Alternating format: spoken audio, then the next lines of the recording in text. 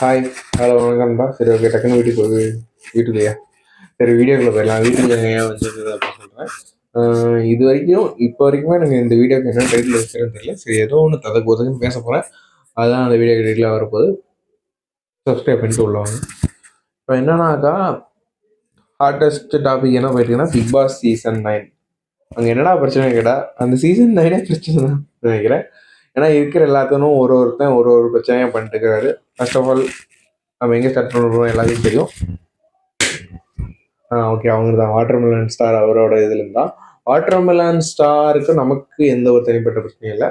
But அவர் வெளியே சில பண்ண ஆக்டிவிட்டீஸாக இருக்கட்டும், கேஸ்ட்டை பற்றி பேசுனதாக இருக்கட்டும், ஒரு சில டைம் போயிட்டு எல்லா இடத்துலையும் பிரச்சனை பண்ணிட்டு இருந்ததாக இருக்கட்டும், அதெல்லாம் ஒரு டைம் பார்க்கும்போது கொஞ்சம் கடுப்பாச்சு. மற்றபடி நமக்கும் அவருக்கு எந்த ஒரு பிரச்சனையும் இல்லை. அதே மாதிரி ஒரு டிஸ்க்ளைமர் என்னதுன்னா, நான் இதில் பேசும் அனைத்தும் ஒரு தனிப்பட்ட விருப்பமே எதுவும் இல்லை. ஜஸ்ட் ஒரு கற்பனையை வச்சுட்டு மட்டும் இந்த வீடியோ பாருங்க, ஃபன்னாக பாருங்க. யாரையும் எதுவும் ஹேட் பண்ணுற மாதிரி இருந்துச்சுன்னா அடுத்த வீடியோவில் பார்த்துக்கலாம். இப்போதைக்கு இது ஃபன்னாக பாருங்க. எந்த ஒரு தண்ணீர் பேரும் குறிப்பிட்டு சொல்லுவதில்லை. ஜஸ்ட் ஒரு இமேஜினேஷன். நம்ம அந்த வீட்டுக்குள்ளே இருந்தோம்னா நம்ம என்ன நினைப்போங்கிறது தான் பிக் பாஸ் வீட்டுக்குள்ள. கஷ்டப்படுவாங்க. என்னது நடிப்பு அரக்கன் டாக்டர் டி திவாகர். அவர் என்ன பண்ணிட்டு இருக்கிறாரு? அப்படி சிரிச்சிட்டு கூடாது திவாகர். அது மனசுல ரெண்டு பேர். ஓகே. அதை சொன்ன மாதிரி தான் அவங்க இண்டிவிஜுவலாக அவர் விளையாண்டாருன்னா கரெக்டாக விளையாடாரு. பின்னாடி போயிட்டு ஒரு ஒருத்தையும் ஒரு சஜஷனாக கேட்டுக்கிட்டு விளையாண்டுக்கிறாரு. ஒரு சில டைம் ஓகே, இப்படி பாரு கூட இருந்துட்டு பாருவே கல்யாணம் பண்ணி லைஃப் டைம் செட்டில்மெண்ட்டாக பண்ணலாம் அப்படிங்கிற மாதிரிலாம் சொல்கிறாரு. அப்புறம் இந்த பெட்டில் படுத்துக்கிட்டு இது பண்ணுறது, நிறைய தப்பு. அவர் பண்ணுற தப்பெல்லாம் நம்ம சொல்லணும்னா முடியவே முடியாது. சரி, ஓகே. அது அவங்க ஹவுஸ்மேட்ஸே பார்த்துக்குவாங்க. அதெல்லாம் பேசக்கூட தோணல. நெக்ஸ்ட் எப்படி பார்த்தீங்கன்னா கானா வினோத் என்ன பண்ணுறாருன்னா, திவாகரை நல்லா டார்கெட் பண்ணி நல்லா கலாச்சி அந்த ஆமா உன்னை கடல் அடிச்சுன்னு வந்துட்டு பாருங்க பாரு. மீம்ஸ் வீடியோஸ் எல்லாம் ட்ரெண்ட் ஆகிட்டு இருக்குது. அவரு என்ன இவர்னாலதான் அவரு ஃபேமஸ் ஆகும்னு இல்லை. இவர் ஒரு இதுல சொல்லியிருந்தாரு விஜய் சேதுகிட்ட, என்ன வச்சு அவர் ஃபேமஸ் ஆகும்னு நினைச்சுக்கிறாரு.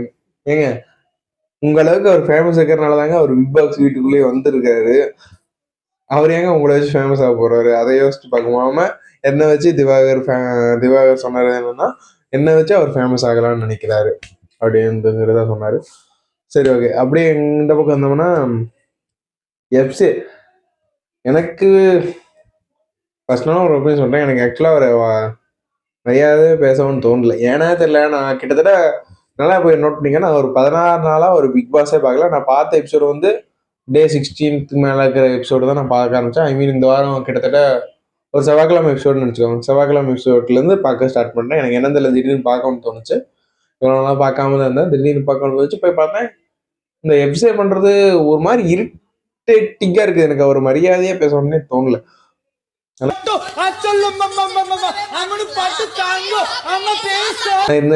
ஒரு பொது இடங்கனால நம்ம அவங்களுக்கு அவங்க வயசுக்குன்னு ஒரு மரியாதைன்னு ஒண்ணு இருக்கு. அதை நம்ம கொடுத்துதான் ஆகணும்.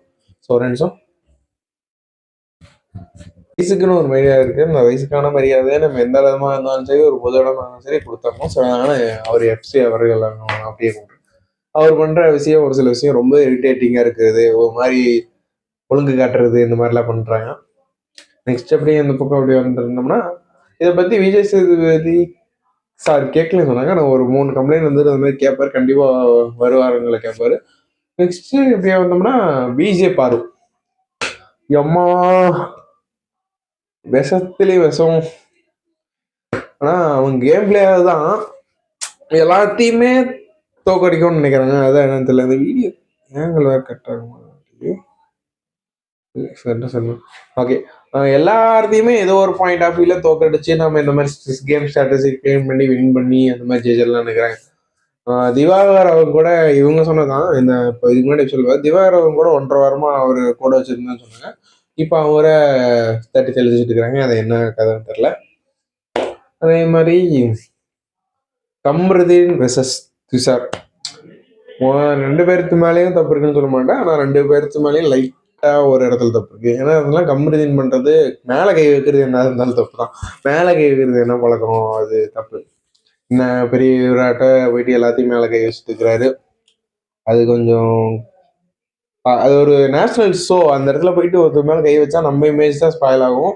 அதுவே அவருக்கு தெரியல. அப்புறம் எப்படி அவர் இந்த மாதிரி மேலே போய் கை வைக்கக்கூடாது, அந்த மாதிரி 6th ஸ்டாண்டர்ட் 9th ஸ்டாண்டர்டுங்கிறத ஒருத்தரை பார்த்து சொல்லவே கூடாது.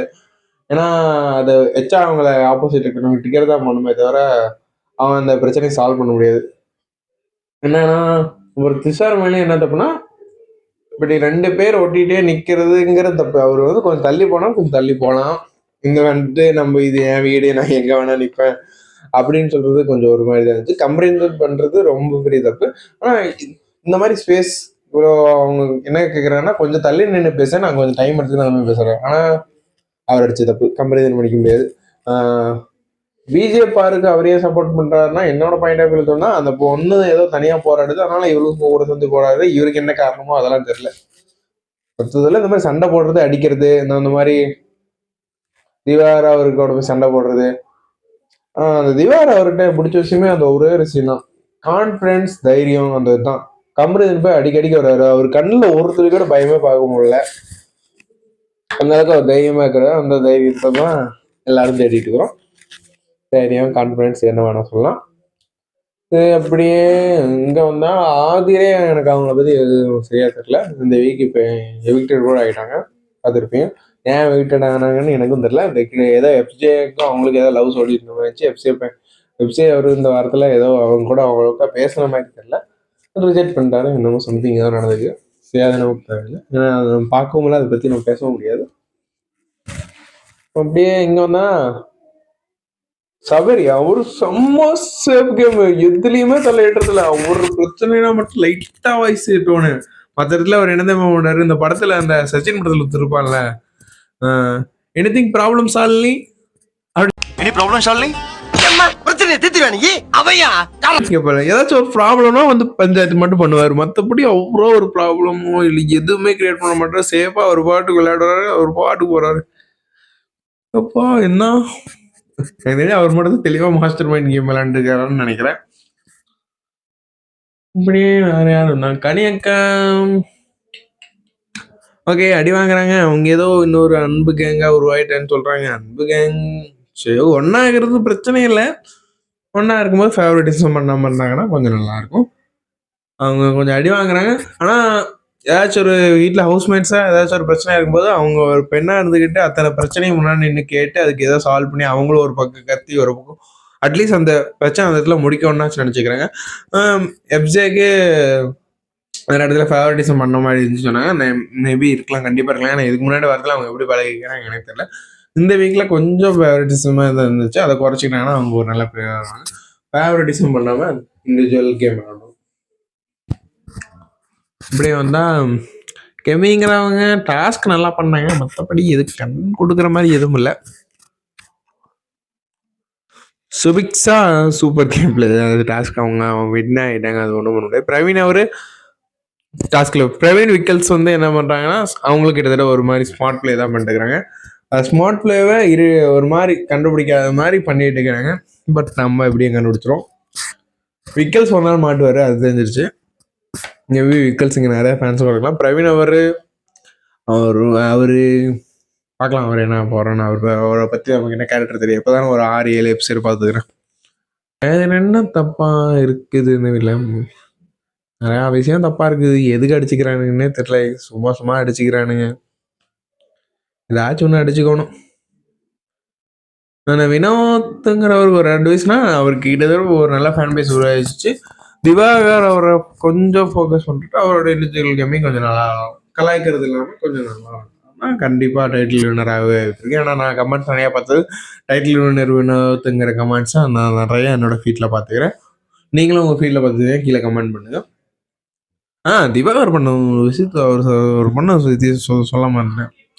இவர் போயிட்டு இந்த ஒழுங்கு காட்டிட்டு இருந்தால, இந்த மாதிரி ஒழுங்கு காட்டிட்டு இருந்தப்ப எச்சிசோறு சாப்பிட்டாலே கானா வந்துடும் அப்படிங்கிற மாதிரி சொல்லுவாங்க. What you mean by that? எச்சிசோறு எச்சி சோறுக்கே காணா. எச்சி சோறுக்கு காணா போடுவாங்க தெரியுமா? எச்சி சோறுக்கு. ஏய் ராஜ், ஏய் இவன் என்ன நம்மள இல்ல கலாய்க்கிறான். புரியல, எச்சி சொன்னா அது எவ்வளவு ஒரு கேவலமான விஷயம். வினோத் நினைச்சிருந்தானே அது சரியான பிரச்சனை இருக்கும். சரி அவர் போனா போது இவர் அவ்வளவுதான் சொல்லி விட்டுட்டாரு. அவர் கலாய்க்கிறது எல்லாம் தப்பு தான். இப்போ நம்ம ஒரு 4 ஃப்ரெண்ட்ஸ் இருக்கிறோன்னா அவங்க 4 ஃப்ரெண்ட்ஸ்குள்ள பழகிட்டோம்னா மாற்றி மாற்றி ஃப்ரெண்ட்ஸ்குள்ள கலாய்ச்சிக்குவோம். அது நடக்குது. ஏஜ் எவ்வளோ பெரிய கேட்டகரியாக இருந்தாலும் கலாய்க்கிறது அதுக்கு ஒரு லிமிட் இருக்கு. பட் இவர் இந்த மாதிரி எச்சி சோறுன்னு சொல்றதுக்கெல்லாம் ரொம்பவே தப்பு.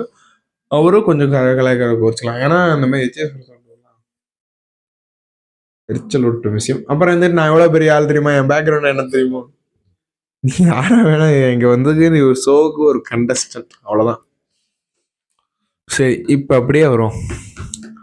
மக்கள் செல்வன் விஜய் சேதுபதி சார், இவருக்கு ஒரு பக்கம் என்ன ஹேட்டா பரவிட்டு இருக்குது. எல்லாரும் இன்னொரு பக்கம் கமல் சார் வந்தார சொல்லுங்க, கமல் சார் வந்தத சொல்லுங்க. ஐயோ என்னடா லாஸ்ட் சீசன் கமல் சாரை போட்டு பொழந்ததே நீங்க தானடா. பாவாடைய கட்டிக்கிட்டு படிக்கிற முதல் பையன் உன் பையனா தாண்டி இருப்பான். நினைச்சு பாவாடைய கட்டிட்டோமேடா. அவர் போடுற ட்ரெஸ் எல்லாம் சுடிதார் அணிந்தது சொர்க்கமேன்னு சொன்னது நீங்க. ஒரு ஒன் சைடா ஒரு அங்க ஒருத்தங்களுக்கு சொன்னாருன்னு சொன்னது நீங்க. எல்லாமே நீங்கன்னு சொல்ல முடியாது, நம்ம எல்லாருமே சேர்ந்து சொல்லிக்கிறோம். நம்ம எல்லாருமே அந்த மீமை பார்த்துக்கிறோம், ஸ்க்ரோல் பண்ணி விட்டுருக்கோம். சில பேர் லைக் பண்ணி விட்டுருக்கோம், சில பேர் கமெண்ட் பண்ணி விட்டுருக்கீங்க. எனக்கு புரியல. அவர் இருந்தப்ப அவரை ட்ரோல் பண்ணீங்க, இப்போ இவர் இருக்கிறாரு இவரை வச்சு ட்ரோல் பண்றீங்க. ஹலோ ஒரே நிமிஷம், எபிசோட் ஒழுங்கா பார்க்காம பார்த்தீங்கன்னா நினைக்கிறேன். இவங்க ஹோஸ்ட் இருக்கும்போதே சண்டை போடல, ஹோஸ்ட் இல்லாத போது சண்டை போட்டுருக்காங்க. அப்போ ஹோஸ்ட் திடீர்னு உள்ள போனோடனே அமைதி ஆயிட்டாங்க. விஜய் சேதுபதி சாரை பார்த்தோன்னே அமைதியாகி உக்காந்துட்டாங்க. சரிங்களா? ஹோஸ்ட் இல்லாதப்ப சண்டை போடல. விஜய் சேதுபதி சாரும் ஒருத்தரையும் எல்லாத்தையுமே இந்த டைம் நல்லாவே கேள்வி கேட்டாரு. எஃப்ஜேவை மட்டும் விட்டுட்டாரு. உங்க மேல 3 கம்ப்ளைண்ட் வந்துட்டு இருக்கு, நான் பாத்துக்கிறேன் நம்ம ஏதோ நினைச்சிருப்பாரு.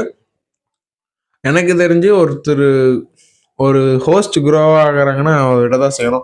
ஏன்னா இப்போ இவர் ரொட்டேனா தான் நாளைக்கு இன்னொரு நாள் பெட்டர் தென் கமல்ஹாசன் சாரை விட ஹோஸ்ட் பண்ணவோ, லைக் நாகார்ஜுனா அந்த மாதிரி பிக் பாஸ் லெவலில் இவருக்குன்னு ஒரு இமேஜ் கிரியேட் ஆகும். திரும்ப போட்டுட்டு கமல் சாரை வாங்கன்னா எப்படி வருவார்? எஸ்டிஆர் சார் ஆல்ரெடி வெற்றிமாறனோட கமிட் பண்ணிட்டாரு. அந்த எப்படியும் அந்த படம் ரிலீஸ் ஆகிறதுக்கு மினிமம் 2 இயர்ஸ், மேக்ஸிமம் எவ்வளோ தெரியல. அந்த மாதிரி நிறையா அவர் வச்சுக்கிறாரு. இப்போதைக்கு இவர் தான் கரெக்டான ஆளுன்னு பார்த்து சூஸ் பண்ணி எடுத்துக்கிறாங்க. ஸோ இவர் கரெக்டாக தான் பண்ணிட்டுக்கிறார். எல்லாத்தையும் ஒரு கேள்வி நல்லாவே கேட்குறாரு. என்னன்னா இந்த ரோஸ்ட் பண்ணுறதை விட்டுட்டு நாயத்தை கேட்டு அதுக்கு பதில் சொன்னார்னா பரவாயில்லைங்க. அதிகமாக ரோஸ்ட் பண்ணும்போது நமக்கே ஒரு இடத்துல கொஞ்சம் இது மாதிரி தான், என்னடா இவர் பேச விடவே மாட்டேங்கிறாரு, அவரே ஒரு மாதிரி ரோஸ்ட் பண்ணிட்டு உட்கார சொல்கிறாங்க மாதிரி. இது அதை மட்டும் தெரிஞ்சுட்டாங்கன்னா சூப்பர் ஹோஸ்ட்டாக வருவார். இது எல்லாமே என்னோட பர்சனல் ஒப்பீனியன். மற்றபடி கமல்ஹாசன் தானே ஏன்னா அவரே கலாச்சிட்டு அவரே கூப்பிடுவீங்க. கோபேக் இந்தியான்னு சொல்லிட்டு கம்பேக் இந்தியான்னு எப்படா சொல்லுவீங்க? மனசாட்சின்னு ஒன்று இருக்கு.